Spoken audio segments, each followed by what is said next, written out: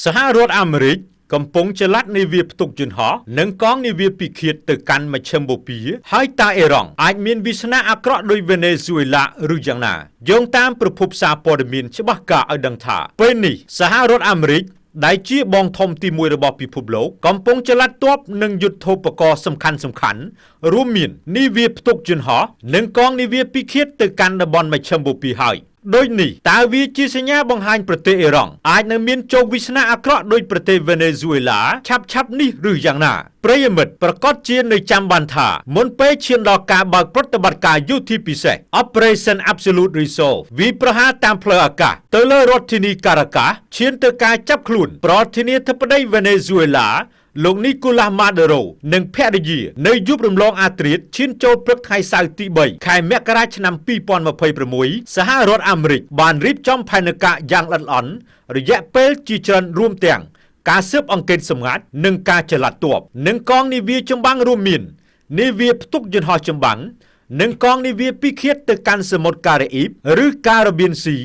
ដើម្បីបិទច្រកចេញចូលទៅកាន់ប្រទេសវេណេស៊ុយឡាហើយពេលនេះសហរដ្ឋអាមេរិកក៏កំពុងចល័តទ័ពនិងយុទ្ធោបករណ៍សំខាន់រួមមាននាវាផ្ទុកយន្តហោះចម្បាំង USS Abraham Lincoln និងកងនាវាពិឃាតយ៉ាងច្រើនឆ្ពោះទៅកាន់តំបន់មជ្ឈិមបូព៌ាខណៈភាពតានតឹងជាមួយប្រទេសអ៊ីរ៉ង់នៅតែបន្តកើនឡើងកម្ដៅកាន់តែខ្លាំងហើយវិធានការប្រើកម្លាំងយោធានៅតែជាជម្រើសដែលសហរដ្ឋអាមេរិកអាចនឹងប្រើដើម្បីចាត់ការអ៊ីរ៉ង់នេះបើយោងតាមការចុះផ្សាយរបស់សារព័ត៌មាន The Jerusalem Post កាលពីថ្ងៃច័ន្ទទី19ខែមករាឆ្នាំ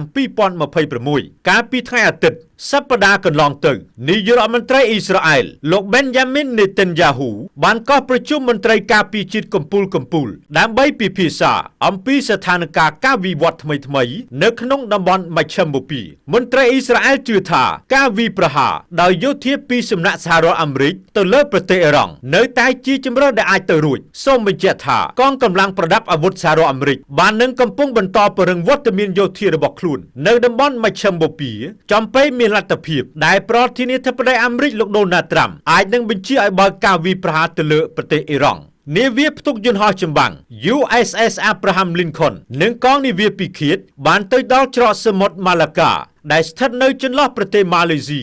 និងឥណ្ឌូនេស៊ីហើយតាមការរំពឹងទុកវានឹងចូលទៅដល់តំបន់បញ្ជាការកណ្ដាលរបស់សហរដ្ឋអាមេរិក SINCOM នៅចន្លោះពី5ទៅ7ថ្ងៃទៀតនាវាពិឃាត USS Prudence និងនាវាពិឃាត US Michael Murphy បានអមដំណើរនាវាផ្ទុកយន្តហោះ USS Abraham Lincoln ក្នុងបេសកកម្មទៅកាន់តំបន់មជ្ឈិមបូព៌ា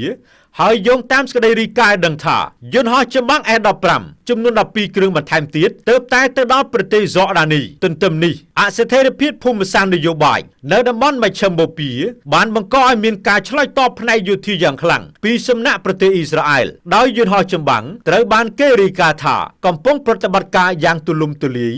តាមបណ្ដោយព្រំដែនភាគខាងជើងសាកសីឃើញផ្ទាល់ភ្នែកនិងទិន្នន័យតាមដានជើងហោះហើរបង្ហាញពីការកើនឡើងយ៉ាងខ្លាំង